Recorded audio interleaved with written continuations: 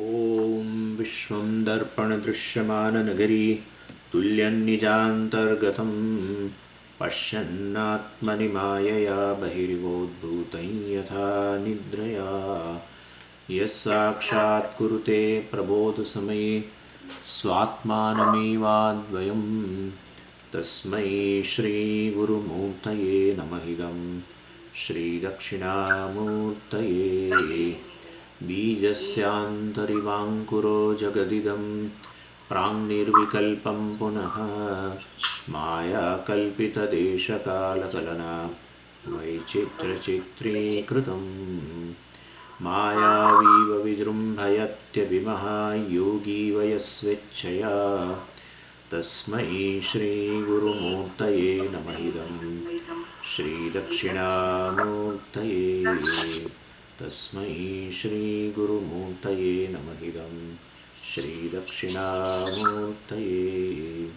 ॐ सहना भवतु सहनौ भुनक्तु सह वीर्यं करवावहै तेजस्विनावधीतमस्तु मा विद्विषावहै ॐ शान्तिः शान्तिः शान्तिः सदाशिवसमारम्भां शङ्कराचार्यमध्यमाम् अस्मदाचार्यपर्यन्तां वन्दे गुरुपरम्पराम् ॐ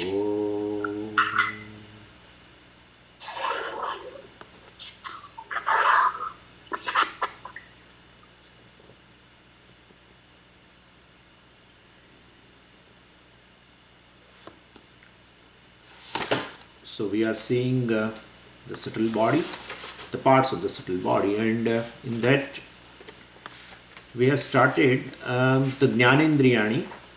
I mean, what are the Jnanendriyas, what are their functions, and what are the presiding deities. All these things we have started. Just a minute. And so let's read the sentence. Shrotram tvak chakshu rasana ghranam iti panchajnanendriyani shrotrasya digdevata tvacho vayuhu chakshushas suryah रसनाया वरुणः घ्राणस्य अश्विनौ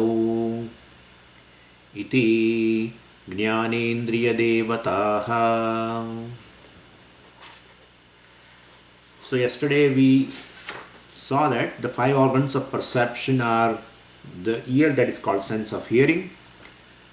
Then the second one is the skin, the sense of touch, which is called tvak in Sanskritam.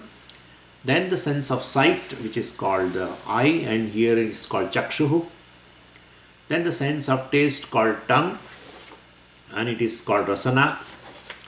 And the nose, that is a sense of smell, which is called granam in Sanskritam. Iti pancha jnanendriyani.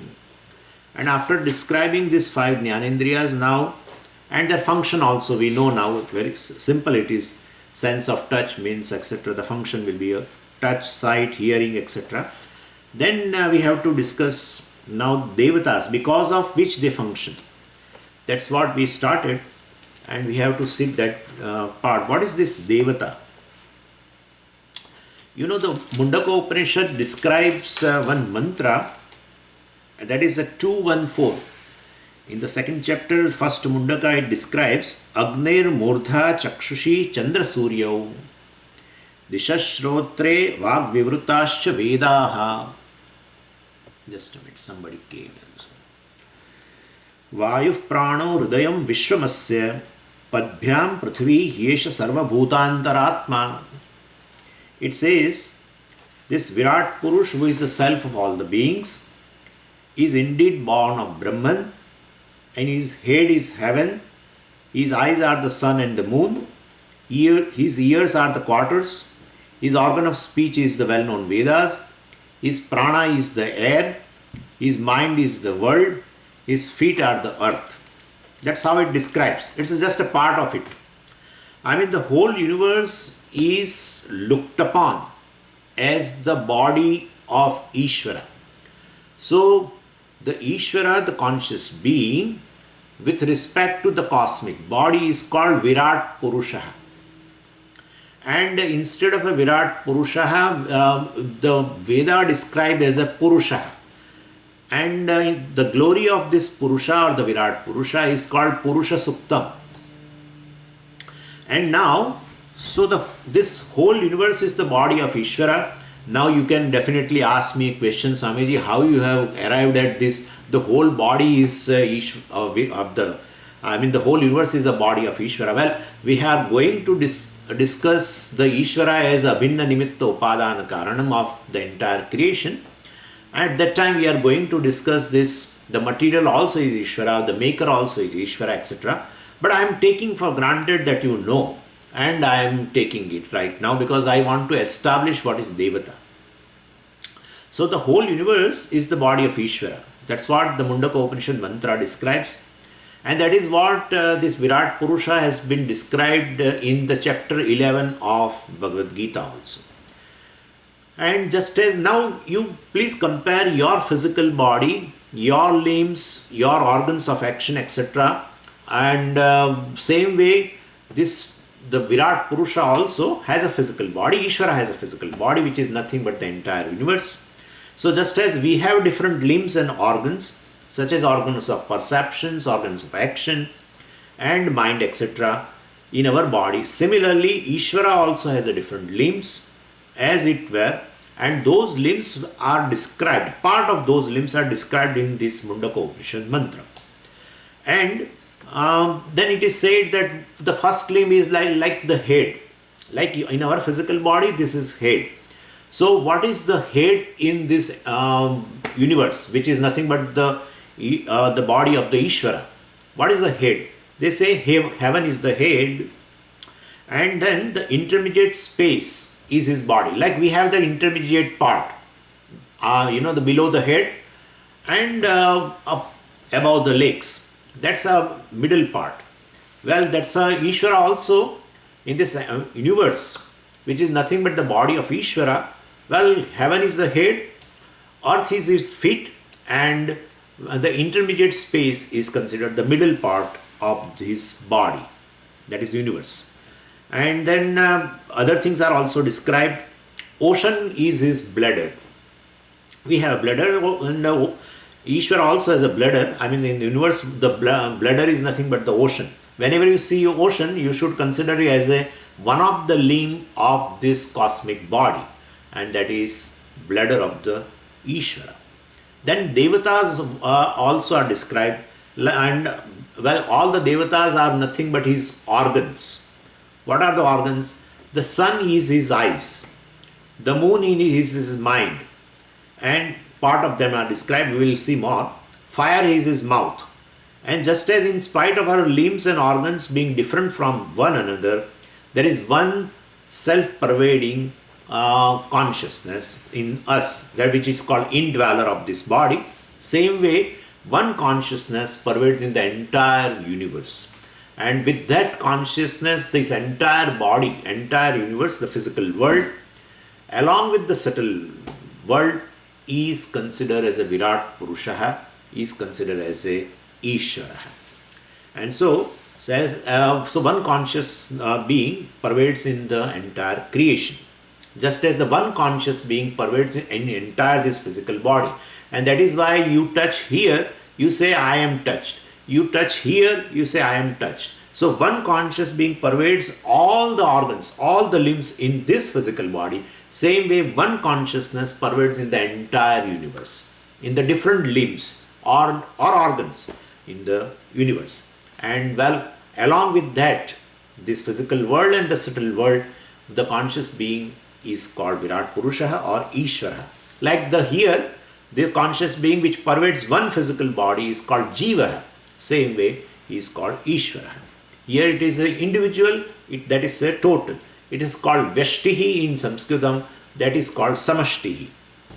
Anyway, and so one conscious being pervades in all the organs, etc. Here, all the limbs, Same way one conscious being pervades in entire universe. Well, and that is how they are all united to that. Bhagavan said very beautifully in Bhagavad Gita, Sutre Mani Ganaha Eva.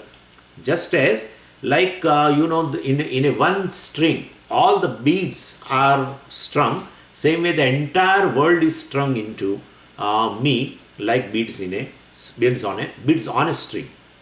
Same way, so every jiva is it's a. But of course, now the relationship between this Vyashti and Samashti you can understand very well. When you say total, then definitely this is included. When you say the entire physical world, you have to include physical body. When you say entire subtle world, you have to include this subtle body. So same way, and the conscious being which pervades here in this body also is nothing but a part of this consciousness which is there. There is no part, but you think that way. Like part space is a part of the entire space. It is for the standpoint of, yes, that's what yesterday I told you. From the standpoint of the physical body or the subtle body, the same consciousness which is all pervading is called Jiva. Please understand this very well. And well, if you consider it as a Jiva, well, he is the Ishvara. We have to say that way. Then, but there every time when Jiva and Ishvara, when you talk about, well, it is going to come, I should discuss, but let's say now. So Jiva and Ishvara, if you want to consider differently, you can consider differently. Well, you have to take into account the bodies. It may be a total body, the total physical world is called Sthula Prapanchaha. Then entire subtle world you have to consider, that's called Sukshma Prapanchaha. And here the physical body and subtle body. The same consciousness with respect to one physical body, one subtle body, one causal body is called Jiva. And same consciousness, well, from the standpoint of the entire universe, that is a gross body, or entire Sukshma Prapancha, that's a subtle world, and well, there is a causal world, that is Maya, etc. Well, so from that standpoint, he is called Ishvara. Well, so you have to take into account the bodies when you say Jiva and Ishvara. Otherwise, from the standpoint of a consciousness, well, there is no difference between the Jiva or Ishvara that has been established in the Vedanta with the help of Mahavakyas. That is called Mahavakya, which establish the identity. The Upanishad has many Vakyas. The Vakyas which establish the identity between Jiva and Ishvara are called Mahavakyas. Other are called Avantar Vakyas, etc. Well, which talks about Srushti, etc. Anyway, so if you take yourself as a Jiva, individual, well, then you are dependent upon the Samashti. This physical body is entirely dependent upon the physical world. The subtle body is entirely dependent upon the subtle world. How can you say that it depends upon subtle world? Because here this subtle body is made up of the basic elements which has not undergone a fivefold grossification. The subtle body is made up of subtle elements. So then subtle elements is nothing but has come, this is from the universe, from the subtle world.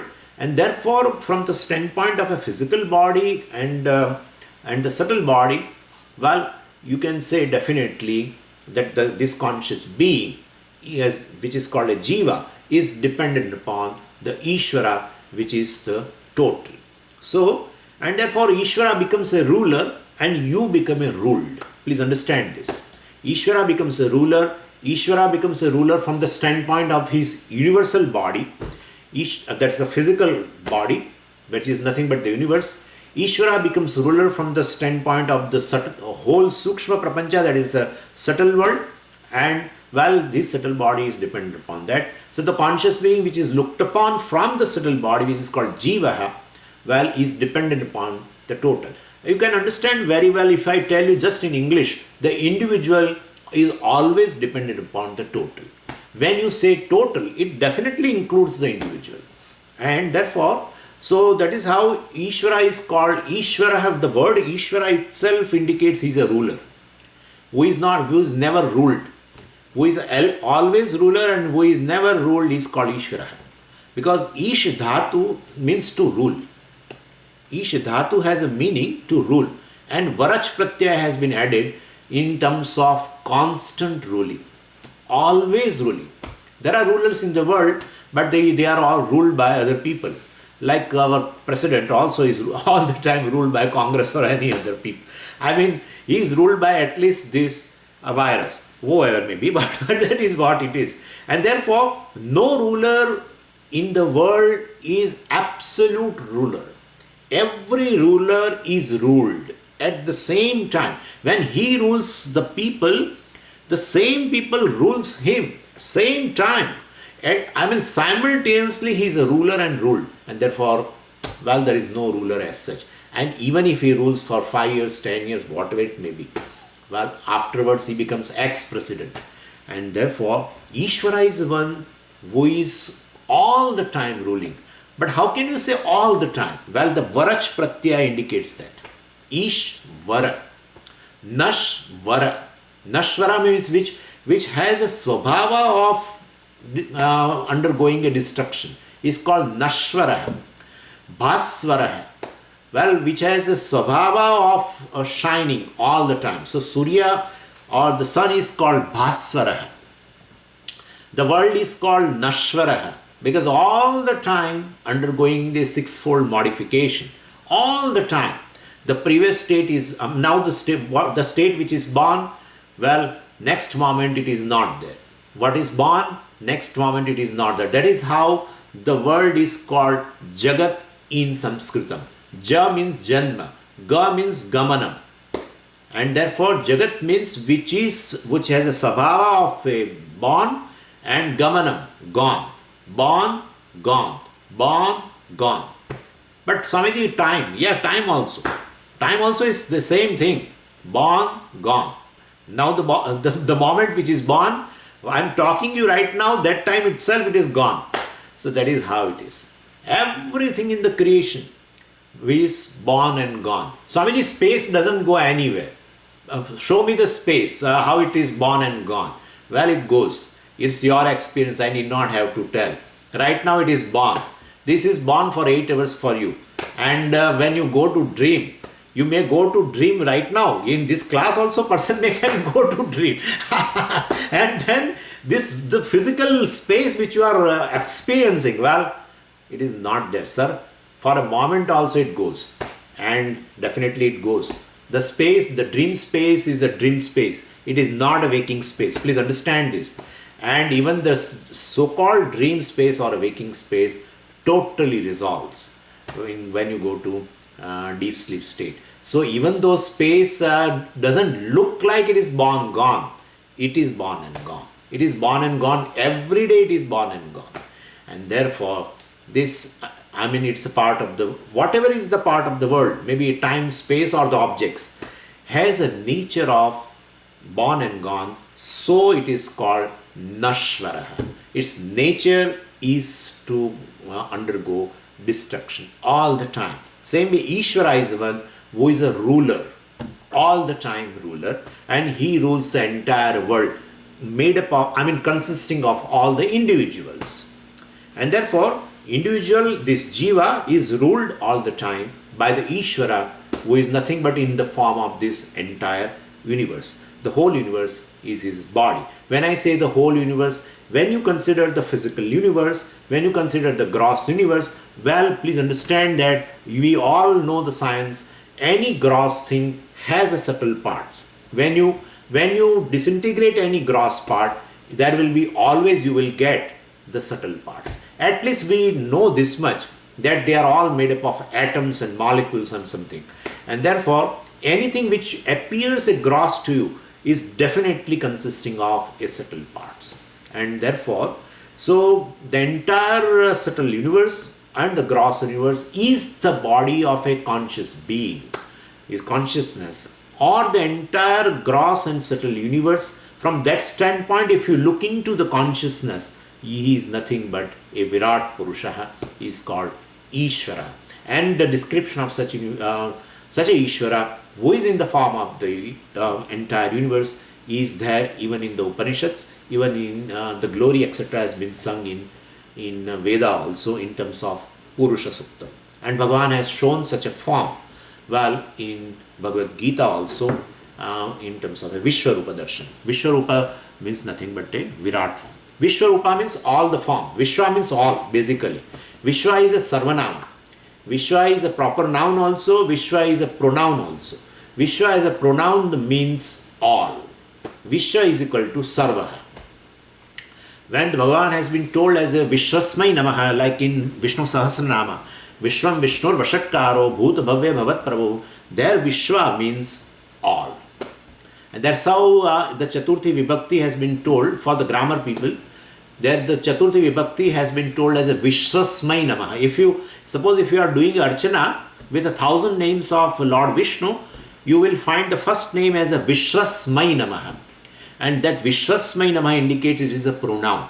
Otherwise, if it is a proper noun, it will be Vishwaya Namaha, like Ramaya Namaha.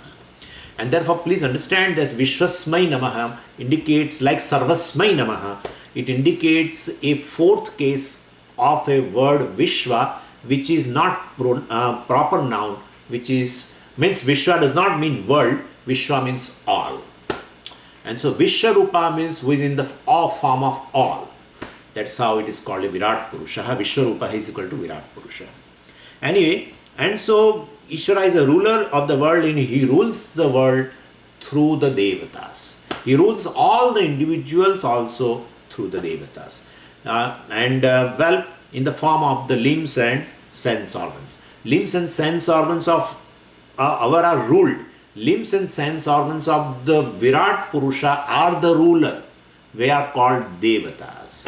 And which Devata rules which part of the individual, that has been indicated very beautifully in these verses. So there has been told this Chakshu, the sun is a Chakshu or the eye of the Virat Purusha. Means it indicates that he is ruling the Chakshu of all the individuals through the Devata called Sun Devata, Aditya Devata. So when you see the physical sun, that is not. Like when you are seeing me, when you see me, you are seeing the physical body, but you take me as a person. The person, the conscious being, you are not able to see, but you take me as a person. You don't say that Swami, you say Swami is sitting. You don't say physical body is sitting. Please understand this. So when I say the sun is a ruler of this Chakshu, please don't take the physical universe. Mandalam, Aditya Mandalam. Don't take that. The person behind that is the ruler. So the Ishvara who is a conscious being pervading all the limbs called sun, moon, etc. From particular standpoint, look, from the standpoint of this sun, the physical sun, you look into the conscious being. You call it as a, same Ishvara is called as a Devata. From the standpoint of the moon, from the standpoint of the physical, the body called moon, you look into the conscious being, you say, the same Ishvara who is pervading everything, he is pervading even the moon also, and that conscious being who is behind this physical moon is called Chandra Devata. So same, and why? But Swamiji, Devatas you say are the ruler. They are the laws, they are the intelligent laws, and they are the presiding deities of everything. They are the officials, they are the officers of Ishvara. Ishvara rules entire creation through these different limbs called sun, moon, earth, water, fire, etc. Many.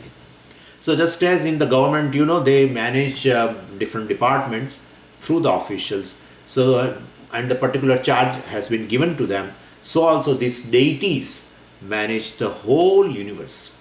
And this is how it's been looked upon. So sun is a very shining deity, and that is why he is a presiding deity of our eye. And presiding deity of eye means presiding deity of all the eyes. It may be eye of a mosquito, it may be eye of a human being, it may be eye of a deer, or it may be eye of a lion. Any eye. Any eye functions very intelligently with the grace of Ishvara in the form of Devata. We call Aditya Devata. So whenever say Aditya Devata, you can look upon the physical Aditya, physical sun, but don't take that. Since the entire body, entire universe is his body, and Ishvara as a conscious being pervades entire body, just as a one conscious being pervades entire this physical body, including all this organs, etc. Same way the conscious being which pervades in the entire universe, and then, well, the sun also, physical sun also is pervaded by that conscious being. Moon also is pervaded by the conscious being. So from the standpoint of the physical sun, that conscious being which is pervading the physical sun is called Aditya Devata. Please understand this. Devata, we have to understand very well. People sometimes take Devata as a Ishvara, well, and Ishvara as a Devata, well, that's very, very different. It's very, Devatas are all limited beings, because Ishvara alone manifests. Like Jiva is a very limited being. How can you say Jiva is limited, Swamiji? Well, because from the standpoint of the physical body or a subtle body, I am looking at the same all-pervading consciousness. Well, then it becomes as though limited. It appears as a Jiva. Devatas also are basically Jivas only, but they are looked upon from this cosmic angle. I mean from the Samashti angle also. And so this is how, and therefore sun is a shining deity, and therefore, well, see, say is a presiding deity of fire, meaning it is because of his grace our eyes are able to see. And eyes are able to see, we can say even the Puja Swamiji describes it as a intelligent law, which is called an order. Order means niyatihi. Why Swamiji calls it as an order? Because the law which governs this eye in order to make it able to see particular thing, the same law pervades the eyes of a tiger also. The same law pervades the eyes of a mosquito also. And that's how one law pervades in all the eyes, so that they are able to see. Because of that law which is functioning, which is intelligent law, which is purposeful, well, because of which all the eyes are able to see, we say that law is, that intelligent law, well, it is when there is an intelligent law, then definitely a conscious being is involved, and that conscious being from that intelligent law, from that particular order, is called Devata. That's how we call it as a Aditya Devata, because Aditya is responsible for seeing, and that's how it has been described as a eye of a cosmic body, that is eye of a Ishvara. And similarly, fire is a presiding deity of a speech, Indra is a presiding deity of a strength in our hands, and moon is a presiding deity of the mind, Quarters is a presiding deity of the organ of hearing, and Vishnu is a presiding deity of the motion, and Rudra is a presiding deity of Ahankara, etc. It is going to come, all this. And in this way, through presiding deities, Ishvara, well, who is in the form of this entire universe, well, is ruling the world, ruling all the individuals. Because of his grace, we say, because of his grace in form of a Devata, we are able to see, we are able to walk, we are able to hear. That's how we are able to talk to this. And so, it also, rules entire world as well as rules all the individuals who are part of the world. So this is how the Devatas are. Then now with this understanding, we can now go. So Shrotrasya Dik Devata, the ears are presided over by a deity called Dik.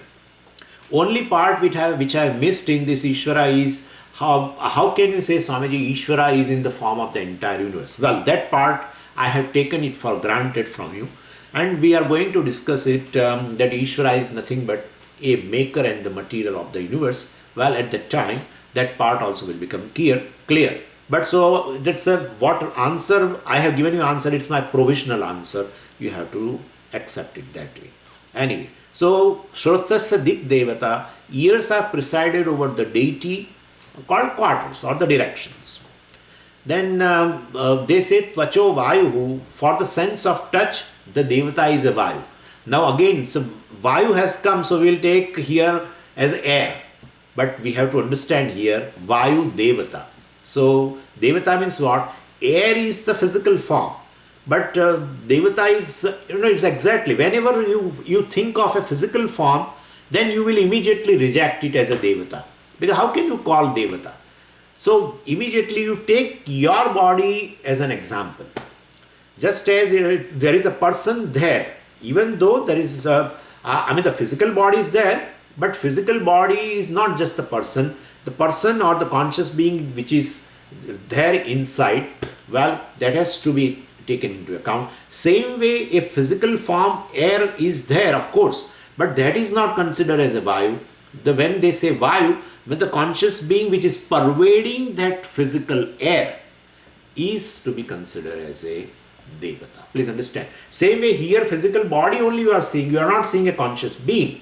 But you take the person into account. Same way seeing the physical form. Same way whenever you see a physical form of Vayu, take the conscious being who is pervading entire world.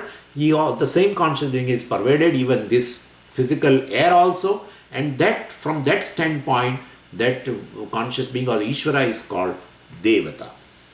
So the person which is here called Jiva, same way that person is Jiva, who presides over the sense of touch. Tvacho Vayuhu. Then says Chakshusha Suryaha. For the eyes, the Devata is a sun. And then it's not the sun as such. We should know that. The sun Devata. Lord in the form of sun is called Sun Devata. So Devata is always, the deity is always a limited entity. That's how Bhagavan said in Bhagavad Gita, one who worships a deity will get definitely a limited result. One who worships through deity, me, Ishvara, that Ishvara alone has manifested as a conscious principle, intelligent principle, in the form of a physical sun. I am worshipping the Ishvara who is there, who is the total, and who has manifested in the form of a sun. Then you are worshipping Ishvara through the sun.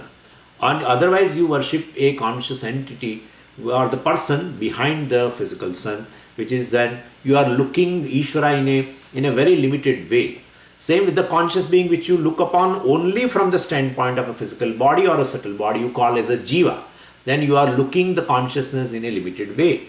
Same way, so the Lord in the form of a sun is called Sun Devata. The deity who is presiding over the sight, you can say, who is called the order, the niyati. When you say order, understand it is all pervading all the eyes. We should take that way.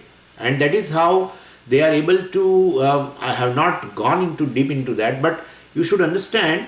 So any problem with regard to this eyes, suppose there is some problem which has occurred in these eyes, they will try to find the cause of it. When you try to find the cause of it, it indicates there is a law. If there is a haphazard thing, you cannot find the cause. That is how they sometimes call akasmat. Akasmat means accident. Akasmat means karanat. Kasmat karanat. The reason. Akasmat means there is no reason. Means when you don't come to know the reason of something, you call it as an accident. And definitely the creation is not an accident. Creation is definitely, pervaded by laws. The sustenance also is pervaded by laws. The destruction also is pervaded by law. All laws and laws only. And therefore Ishvara who has manifested in form of a creation, he has manifested in form of all the laws. And one of the law is a law of a sight. There is a law. And that law pervades all. That's how a particular disease occurring in a human eye, and they came to know that this is a novel disease. They could not find a solution, and then what they will do is they start doing experiments on rats, on rabbits, on monkeys. But we have a disease. Why you are looking in the eyes of them? But they start doing some experiments there because they know that some principle is there which is connecting the eye of a monkey as well as the eye of a human being. All the experiments, all the new drugs, They are finding for any disease in the human being, to find a solution, to find a novel drug, whether it works on a human being or not, they first go to the white rats, and they call mice, and then they will go to rabbits. There is a some, I mean, they call clinical trials in which they definitely go through this kind of a things. So, and then they will finally do on the monkeys. And somehow, very Pujaswami used to tell what works on monkeys works on human being, because they say there is a lot of similarity between, I mean physiology and anatomy. I don't know, many aspects. There is a sameness. What I want to say is the one law pervades, a law of a sight, law of hearing. Well, all manifestation of Ishvara being the maker and material. And that is what Pujya Swamiji calls it as a orders. These are the orders, and ultimately Ishvara is a Maha order. Well, and this Maha order manifests in forms of these all varieties of laws. We call it as a order. Any law which pervades all the living being, the law which pervades a human being in terms of a sight, also pervades a monkey in terms of a sight, also pervades in terms of also pervades the rabbit in terms of a sight. Well, that is called order. Order means niyatihi in Sanskrit. So this is how, please understand the devatas very well. This we have to understand it properly. So whenever we have a problem with the sight, as you know, we are not only go to ophthalmologists, but we also pray. Being astikas, we pray to sun devata also. So we are praying a conscious being. You are not praying a physical sun. He is not going to listen anything to you, being inert. But we are not praying a physical part.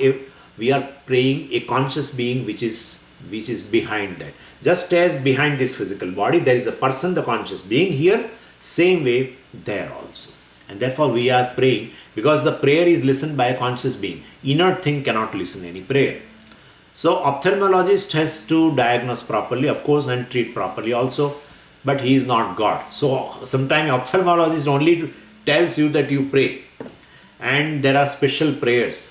And two beautiful prayers for the sight are, one is a Chakshusha Upanishad and other is a Aditya Hridayam. Through Aditya Hridayam one can invoke the grace of Aditya Devata, or even through the Chakshusha Upanishad one can invoke the grace of Aditya, which because of which you have a sight, or because of which you are free from the obstruction to the sight. And so the law is functioning intelligently, and let it function throughout the life so that you will have a vision. But in case if there is a problem, I've always, Swamis also advise this Chakshusha Upanishad and Aditya Hridayam. Pujya Swamiji describes that he has an experience, he has given this meaning of Aditya Hridayam and advice to chant Aditya Hridayam to somebody. It has worked. In my life I have seen, I have given Chakshusha Upanishad, I have taught Chakshusha Upanishad to few people, and right now they are there in Ahmedabad and Vidyanagar, and there are, the problem with respect to eyes in terms of sight has gone. That's, I can tell you very definitely. And so Chakshusha Upanishad also is a very beautiful thing. And Pujya Swamiji describes his own experience in terms of Aditya Hridayam. One person who was a very ardent devotee of our Pujya Swamiji he has come to Ahmedabad, and he was working with Government of India, very, top officer in New Delhi, and he developed this problem with the sight. And then Pujya Swamiji might have advised him to do Chakshusha Upanishad, and he was doing some 100 times or something of the recitation of Chakshusha Upanishad. There is a small procedure also is involved, but very small. But most of the thing is just a chanting. And he chanted, and he came to Ahmedabad in our ashram. He stayed there for 4 days, and he told he was almost to become blind, almost. And well, his sight has totally got corrected. This is what my experience is, and this is how the devatas do anugraha on the particular sense organs. Devatas are the rulers, officers of the Ishvara. They rule these individuals in terms of sight and hearing and etc. With their grace, a particular organ, sense organ, functions. Even the organ of action functions. So this is how it is. Now we'll go ahead. For the sense of taste, the Devata is a Varuna, the Lord of water. Then the next is two Ashwini Devatas. They call Ashwini Kumarau. So dual number, because they are presiding deities of the sense of smell. We have two nostrils, left and right, and so each one is governed by these two Devatas. These are the Devatas of Jnanendriyani. Then we'll go to now the objects of these sense organs. Then let's read that. Shrotrasya Vishayah Shabdagrahanam Tvacho Vishayah Sparshagrahanam Chakshusho Vishayah Rupagrahanam Rasanaya Vishayah Rasagrahanam Granasya Vishayah Gandhagrahanam iti. So Shrotrasya Vishaya. Vishaya can be translated as an object. Vishaya can be translated as a sphere. Shrotrasya Vishaya, the sphere of the ears, is what? Shabda Grahanam. Grahanam means receiving. So Shrotrasya Vishaya Shabda Grahanam, the sphere of the ears is receiving the sound. Then Tvacho Vishayaha Sparsha Grahanam, the sphere of the skin is receiving the touch. The sphere of the eyes, Chakshusho Vishayaha Rupa Grahanam, the sphere of the eyes is receiving the sight. Rasanayaha Vishayaha Rasagrahanam, the sphere of the tongue is receiving the taste. Granasya Vishayaha Gandhagrahanam, the sphere of the nose is receiving the smell. Now we'll go in detail. As I told you, Grahanam means reception. Here reception is perception, same thing. So, but here they have told as a Grahanam, so we are translating as a reception. So Grahanam means a reception, but what kind of a reception? Well, he says the sense organ in terms of the object it receives. So we always say a sense organ, particular sense organ perceives the object. Here instead of Grahanam they have used, so we have to tell the sense organ basically, somebody is making a noise here.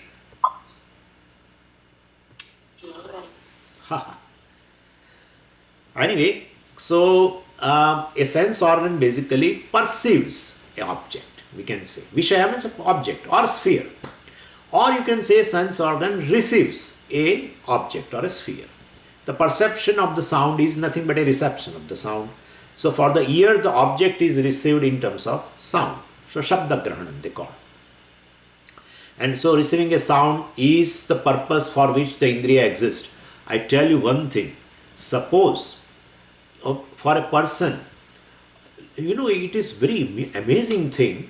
There is a sphere and there is an Indriya.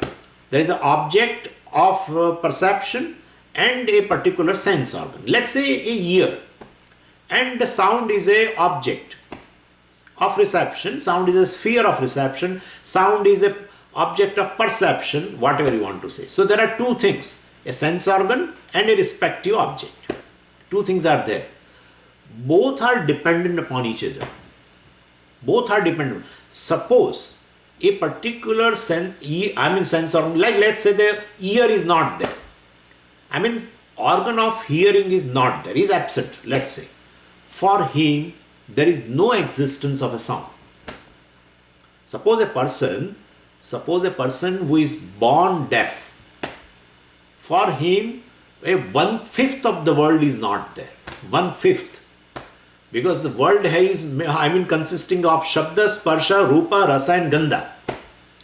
So objects of smell and objects of taste and etc., etc., object of smell, everything. So object of sound. Well, if the person has from the beginning, from the birth, has no ear, well, for him there is no sound. There is no sound. And reverse also is true. Suppose there is no sound. Suppose you think that is there is a space. I mean, I feel if you go above a certain atmosphere or something, you go to the space. Well, they say there is no sound. There is no. I mean, the sound may be there then, but we cannot be able to hear. If there is no sound, suppose, then you cannot establish the existence of the sense organ, that is organ of hearing. You cannot establish. So the Vishaya particular, that is a Shabda, depends upon the sense organ, and sense organ depends upon the Vishaya. That's how it is. So receiving a sound is the purpose definitely for which the ears exist. Ear lobes are existing for many purposes, for putting the earrings and everything, but ear exists for receiving this sound. Anyway, now the sphere of skin also is receiving the touch, and that is the purpose for which the skin is given. And the tvak here has been told is not just the skin, that is the gross skin, but the sense of touch. And that we have seen, that is pervading entire body, outer and inner. Any organ which is inside has this particular sense organ, that is organ of touch, inside also and outer also. That's how you are able to say that I have a burning sensation in my stomach, I have a burning sensation in my heart, or something. So that's burning sensation indicates the sense of touch is right there. So inside, outside, everywhere this sense of touch is there. Well, and I told you it's a very big grace. That's how you are able to do some remedy for your burning sensation which is of the stomach. You can understand that it may be some acidity or something. So sense of touch is basically outer also.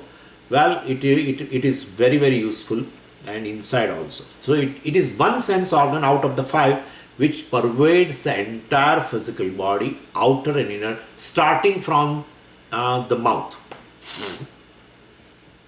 And that's how we say the sense organ of taste. Well, it is the tongue definitely, but then sense organ of taste before sense organ of it becomes a sense organ of a taste. It is a sense organ of organ of touch. It's not sense organ, organ of touch. Either you call sense organ, you can call organ of a touch. So organ of touch is first, then it becomes organ of taste. So tongue is an organ of perception in the sense of taste as well as rasagrahanam, and we also said it works as a touch also. So Bhagavan was trying to minimize, everything as far as is possible. So he puts 2 or 3 things together. Well, we'll talk something more also in regarding that. So everything is well connected with this minimum number of materials. So there are many organs in the human body, and in terms of organs of perception, organs of action, we have many, because a human being is a self-conscious, and therefore if he is a self-conscious, definitely he should be provided the instruments of knowledge as well as instruments of action, because being a self-conscious, he will feel all the time limited, and to come out of the sense of limitation, he has to act upon and to fulfill his desires, which is born of nothing but a sense of lack. So there are many many organs are given because he is self-conscious. And for nose, of course, so it has been told here, rasanaya vishaya rasagrahanam, that we have seen, granasya vishaya gandhagrahanam. You can understand very well. So for the nose, this is a gross nose in which the indriya resides. Granam indriya, the organ of smell, and its object or its sphere, well, it is gandha, the smell. You can call sphere, you can call object, you can call perception, you can call reception, either way. Because here they have called grahanam, so we are using the word perception, reception. Then Pancha Karmendriyani, etc., and their functions and their presiding deities we'll have to see tomorrow. And then we'll go to causal body. Before going to causal body, tomorrow I will explain you, well, this all these limbs, well, basically they are non-self, and I am one who is definitely vilakshanam, which is distinct from the parts of the subtle body, because subtle body has been taken as a Atma, and that is the cause of a great sorrow. I will show you tomorrow. Om Purnamadav Purnamidam Purnat Purnamudachyate Purnasya Purnamadaya Purnamevavashishyate. Om Shanti Shanti Shanti. Harihi Om Shri Gurubhyo Namaha. Harihi Om.